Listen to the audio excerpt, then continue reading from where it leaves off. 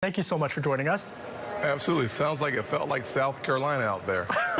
Yeah, we had some South Carolina heat here in D.C. Very humid. Yes, let me ask you about your economic opportunity zones. This is something, of course, that would lower the tax and try to create incentives to bring in investment into rural and urban communities. Talk to me about where we're at with this process.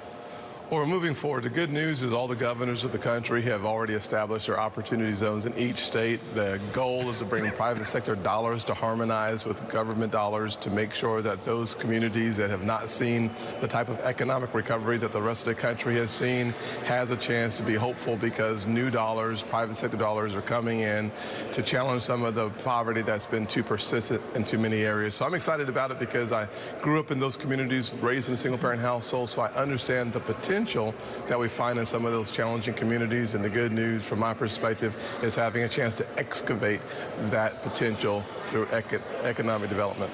You know, so much of what we talk about here on Bloomberg is trying to get those public-private partnerships, trying to get the type of the investment into many of these communities. This is a Jack Kempian type of policy that has been espoused for quite some time. But let me get your response to what Democrats and progressives who say, well, you're just moving and reshifting some of these zones around. What's the response to that criticism? Well, two things. I'll take a step back first and address the Jack Kemp approach. Jack Kemp created the enterprise zones because he wanted government to do more in private sector in those communities that needed help. Unfortunately, that fell a little short, so the goal was to make up the difference through the private sector engagement.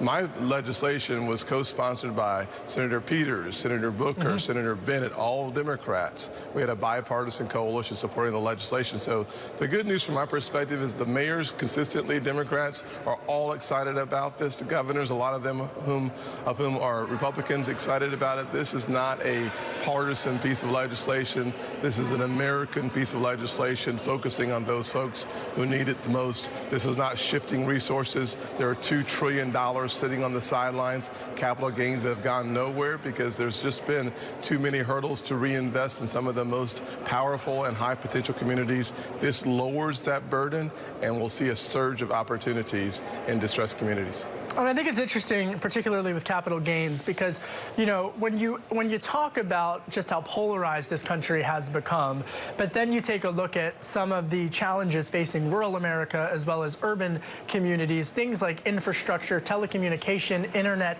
investment.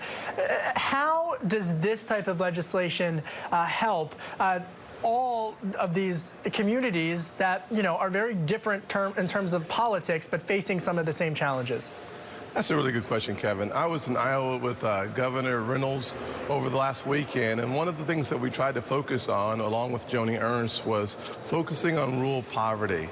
There are some industries that have a lot of success in the rural areas, agriculture being one of the best ones. So when we focus attention on providing the infrastructure in those areas that desperately need it, we're actually focusing on a long-term positive return on the invested dollar when we do that. So it is easy for us to overlook some communities. The good news is governors like my governor, Henry McMaster in South Carolina, and the governor of Iowa, they're working hard to make sure that we don't forget the rural parts of our communities that are experiencing high unemployment rates as well as high poverty rates, which means lower levels of hope.